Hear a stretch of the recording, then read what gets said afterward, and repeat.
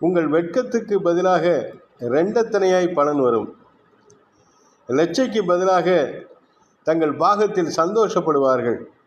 அது நிமித்தம் தங்கள் தேசத்தில் இரட்டிப்பான சுதந்திரம் அடைவார்கள். நித்திய மகிழ்ச்சி அவர்களுக்கு உண்டாகும். ஏசாயா எழுதின தீர்க்க தரிசன புத்தகத்தின் 61ஆம் அதிகாரத்தின் 7ஆம் வசனத்தில் இந்த ஆசீர்வாதமான வசனம் கொடுக்கப்பட்டிருக்கிறது.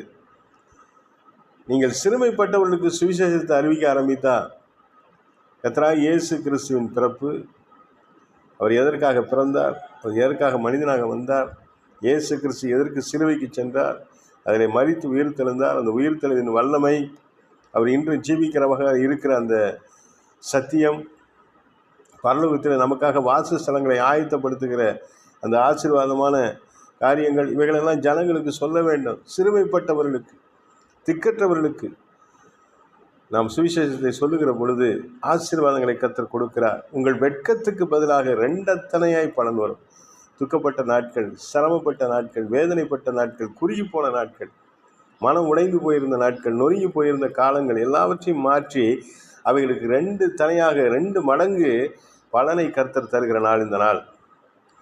இலச்சைக்கு பதிலாக தங்கள் பாகத்தில் சந்தோஷப்படுவார்கள். தங்களுடைய காரியங்கள் எல்லாவற்றிலும், தங்கள் இருக்கிற எல்லா காரியங்களிலேயும் அவர்கள் ஆசீர்வாதமாய் மாறுவார்கள்.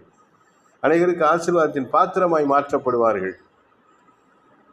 தங்கள் தேசத்தில் இரட்டிப்பான சுதந்திரத்தை அவர்கள் பெறுவார்கள். எந்த தேசத்தில் இருந்தாலும் சரி, யார் ஆட்சியாளர்கள் இருந்தாலும் சரி, உங்களுக்குன்னு கிடைக்கக்கூடிய கனமும் மகிமையும் கர்த்தரால் உண்டாகும்.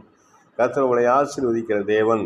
அந்த கனத்தையும் மகிமையும் பெற்றுக்கொள்வதற்கு நீங்கள் பாத்திரவான்களாய் மாறுவதற்கு சிறுமைப்பட்டவர்களுக்கு சத்தியத்தை அறிவீங்கள், சுவிசேஷத்தை அறிவீங்கள்.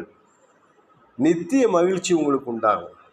இந்த வசனம் தான் சொல்லுது, நித்திய மகிழ்ச்சி, என்றும் இருக்கிற மகிழ்ச்சி, உண்மையான மகிழ்ச்சி, யாராலும் அழிக்க முடியாத மகிழ்ச்சி.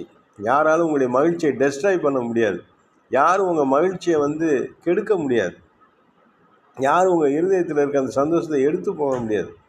சாத்தா அவங்கள தடை செய்ய முடியாது. உங்கள் வெட்கத்துக்கு பதிலாக இரண்டத்தனையாய் பலன் வரும். லட்சைக்கு பதிலாக உங்கள் பாகத்திலே நீங்கள் சந்தோஷப்படுவீர்கள். உங்கள் தேசத்திலே நீங்கள் இரட்டிப்பான சுதந்திரத்தை, அதிகாரத்தை, ஆசீர்வாதத்தை, செல்வாக்க பெறுவீர்கள்.